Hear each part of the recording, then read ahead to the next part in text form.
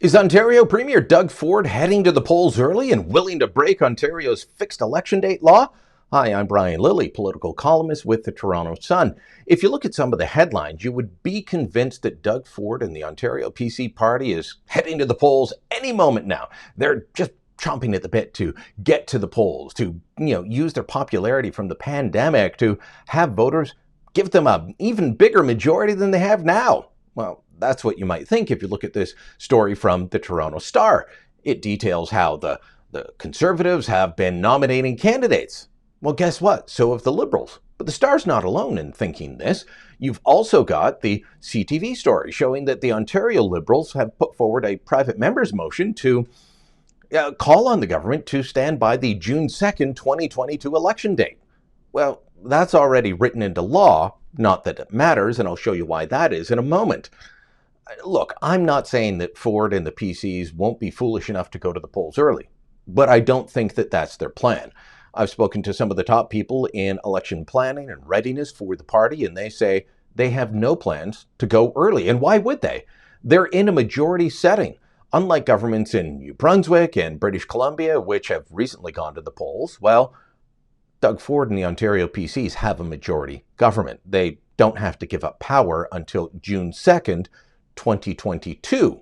And that's only if they lose the next election. Why would you do that now? Why would you risk it and end up like, say, what's that guy's name? David Peterson, who was premier in the late 80s and then lost power after going early to an angry electorate who decided to put Bob Rae in power. Heavens forbid that we ever do that again. Anyways, Premier Ford was actually asked about this idea last week, and he was pretty darn clear that they don't plan on going early. Why is your party nominating its sitting MPPs for the next election when the next election is supposed to be 615 days away? What's the thinking behind that? And what's the thinking about this fundraising blitz that the Tories are on right now?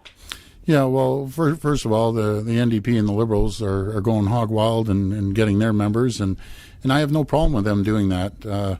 We want to get our folks prepared for the election, and I've said before, we aren't going to be calling it in the spring. We'll be calling it the regular time. We have a mandate from the people, a strong mandate. We're going to carry that forward. But it's always good to have your candidates ready, just like if you compare us, actually, the Liberals are getting more candidates. I guess they have more seats available than we do, but they're getting their candidates ready, and it's just all part of the political process. There's nothing else behind it, and we're going to continue moving forward that we can represent all regions of this province. Okay, so Ford says he won't go early. Well, that and $1.50 will buy you a cup of coffee. But will he actually be breaking the law if he does go early? There is a fixed election date law in Ontario, but the problem with that, as with all fixed election dates in Westminster-style parliamentary systems, is they don't amount to a hill of beans. Not the federal one, not the provincial one. And this has been my problem with them from the beginning. It was my critique when Stephen Harper brought them in at the federal level. They don't mean a thing. They're not worth the paper they're written on. And any government that goes early isn't actually breaking the law because it's written right into the law that you can go early. Let me read to you from the Ontario law. This was passed by Dalton McGuinty and the Liberals back in 2005. And it specifically says that nothing in this section affects the powers of the Lieutenant Governor, including the power to dissolve the legislature as the Lieutenant Governor sees fit. So, the Premier goes to the Lieutenant Governor, explains why they need to go to the people. COVID-19 has changed things, and bada bing, bada boom, the Lieutenant Governor grants the election. There's no reason for them to say no. There's absolutely no reason for them to reject the advice of their First Minister. So they will grant it. And then we head to the polls, and it's up to the voters. As I said, I don't think that Ford is going to go, at least not at this point. Things can change, and they do change, and maybe we'll find out that come the spring, they are actually chomping at the bit to go early.